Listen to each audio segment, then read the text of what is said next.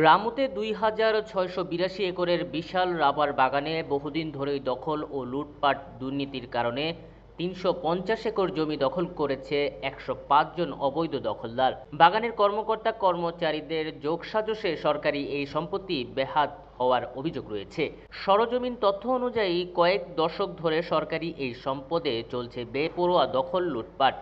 ১৯৬০ সালে প্রতিষ্ঠিত বাগানটিতে বিভিন্ন সময়ে ৮০,০০০ রাবার চারা রোপণ করা হলেও অধিকাংশ জায়গায় দখলবাজদের কবলে উৎপাদনের ক্ষমতা হারিয়েছে।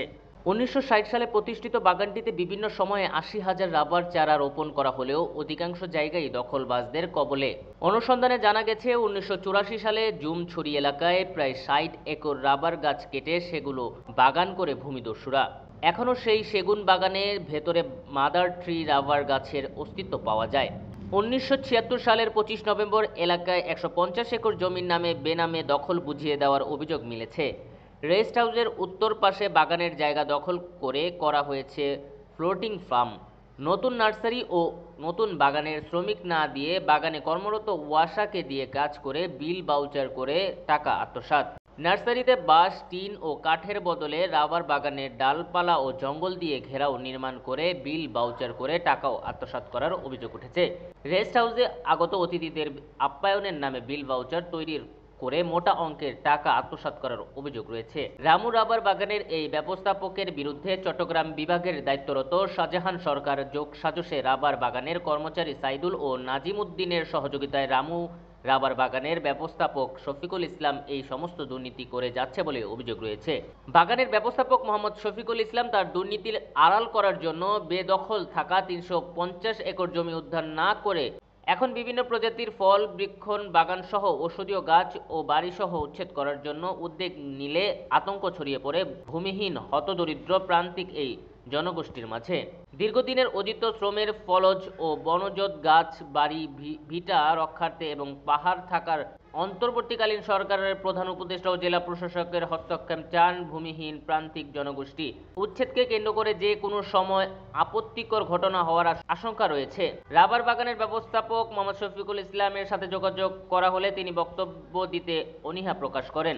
আর আসছে ৫০ বছর তাহলে আর তো যদি বাইরে জায়গা থাকি তো আর তার বসবাস করানো হইতো জঙ্গলের ভিতরে মানে আর বাগান লাগিয়ে জায়গা গাছ উচালা বিকিন হারিয়ে ফেলে মানে আর জায়গা লাগে তারা ইয়া করে তা আর যদি ওনারা হাজু দিয়ে আর অভিযোগ চাই আর তো জায়গা যদি নিয়ে আর তো লাইবা আর দারবা লাহরে মাহরে হারিয়ে না আর তারে ফের চলা করে দেড়ে আর তো হন সসম্মতি নাই আর তো সসম্মতি জায়গা জমিন তাই বলে আর তার মোরা বসবাস করানো হইতো তাহলে আর তো ইন গড়ি চলা পরে দেন দারবা বেশি কিছু চলা পরে তারা যাইম হরে আর দরিয়া লই গেল ট্রেন সব অফিসের মধ্যে এত আর চলে চলে আইনি আর কি করেছে যাইম হরে আর তো জল ভিতরে আর জায়গা নাই আর তাইব আর কি করছুম আর মামলা দিব বলে আর কি করতে পারি আর তাকে দেওয়া পর তো জায়গার মধ্যে আর জায়গা দাবি করতে রবার বাগানে